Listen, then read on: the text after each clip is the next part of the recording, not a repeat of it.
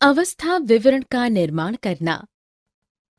अवस्था विवरण एक परिचय। एक अवस्था विवरण परिसंपत्तियों और देयताओं का विवरण है जिसे किसी व्यवसाय की वित्तीय स्थिति या पूंजी का पता लगाने के लिए बनाया जाता है, जहां लेखांकन द्विप्रविष्टि प्रणाली के अनुसार नहीं रखा जाता। दूसरे शब्दों में, यह पूंजी देयताओं और परिसंपत्तियों का विवरण है।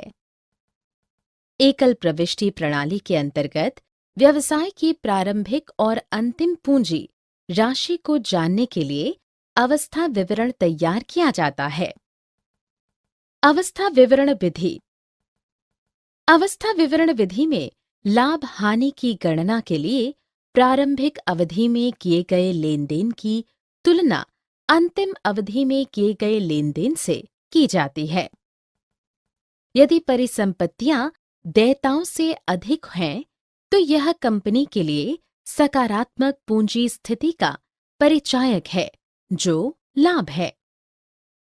दूसरी ओर, व्यापार के प्रारंभिक और अंतिम अवधि के अवस्था विवरण की तुलना करते समय यदि देयताएं परिसंपत्तियों से अधिक हैं, तो हानि हुई है।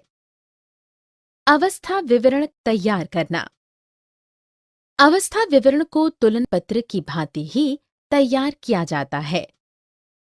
सभी देयताओं को बाएं हाथ की ओर दिखाया जाता है, सभी परिसंपत्तियों को दाएं हाथ की ओर दिखाया जाता है।